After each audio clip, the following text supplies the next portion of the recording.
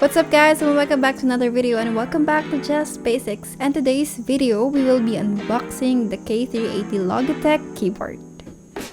Just a little info about this cute keyboard. I bought this for myself as a gift last Christmas pa 2022 and through a friend from Korea. Shoutout sa friend ko kay Yvonne. And I want the keyboard na ganito kasi it has an Hangul or Korean character on the keys. Anyway, this is also available in Shopee guys, so you know what to do if you wanna check this product later on. Link below.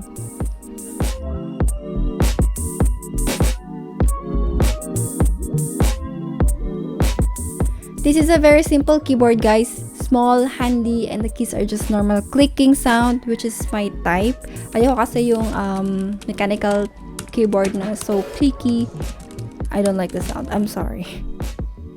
This requires 2 batteries for it to work, so AAA po yung battery niya.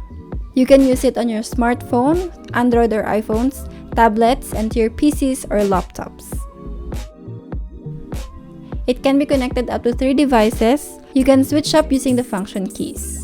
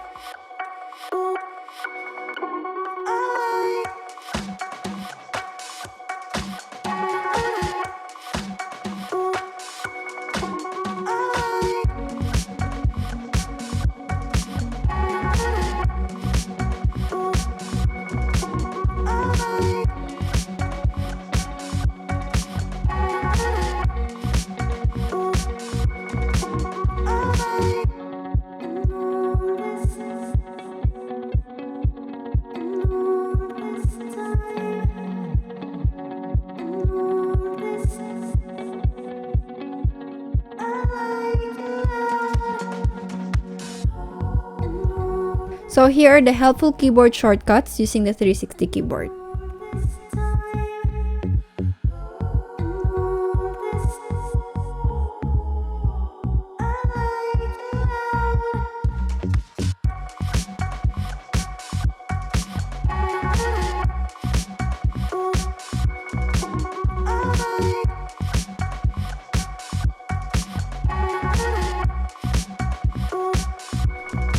Alright, thank you so much for watching guys, and please don't forget to subscribe to the channel and watch other videos as well. Again, if ever you're interested in this product, meron tayong link sa description box guys.